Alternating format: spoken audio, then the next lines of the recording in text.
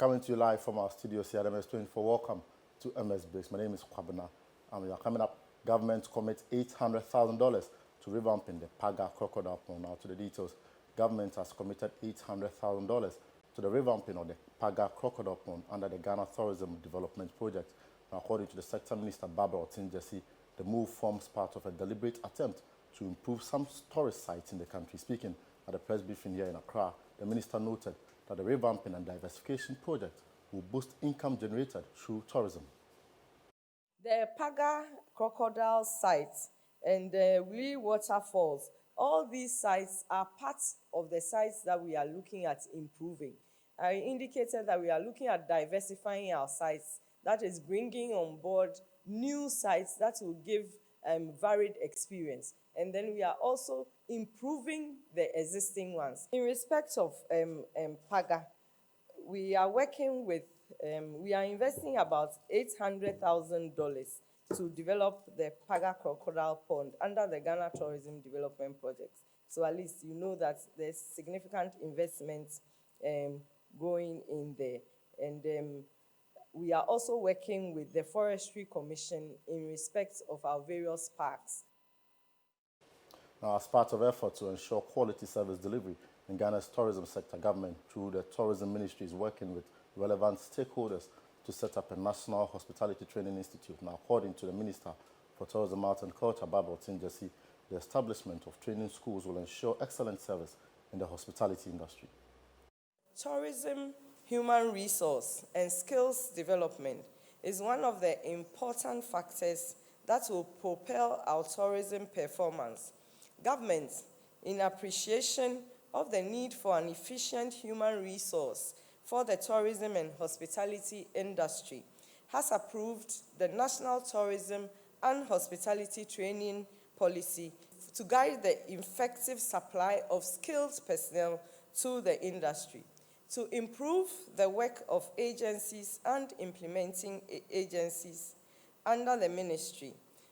The following legislative instruments have also been passed. The Tourism Tourist Sites Regulations 2019, LI 2383. The Tourism and Travel Trade Regulations 2019, LI 2383. And these LIs will support the work of the Ghana Tourism Authority in performing its regulatory functions of the tourism industry. Away from that, former Energy Minister and ISWA John Mahama administration, Dr. Kwabena Donkor, has admonished government to tread cautiously with their renewable energy agenda. According to Dr. Kwabena Donkor, renewable energy is not suitable to the country's industrialization agenda. He further explained that the base load of renewable energy sources is inadequate to champion Ghana's industrialization drive. Dr. Kwabena Donkor was speaking in an interview with MX24. Potential. And we should harness the potential. However, we should do it in such a way that it will not destabilize the power sector. As of today, for example, you cannot use solar for base load. And if we are to develop, if we are to industrialize, we're going to need serious base load, which is renewable energy. Today, if you define renewable energy minus hydro can provide. And so, yes, it is good to harness what we have, especially since prices of solar panels are dropping on the world market.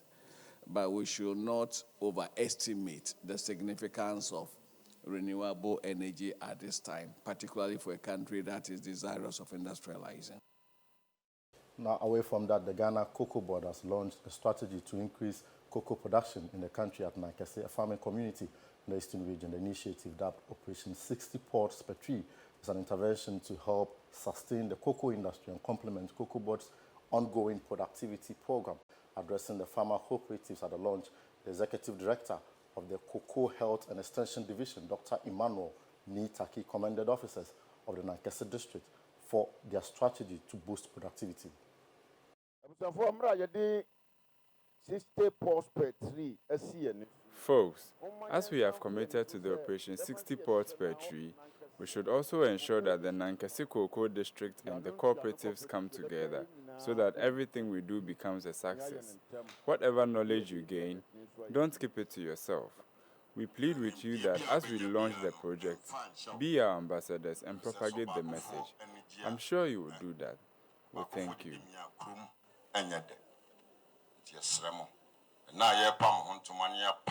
Project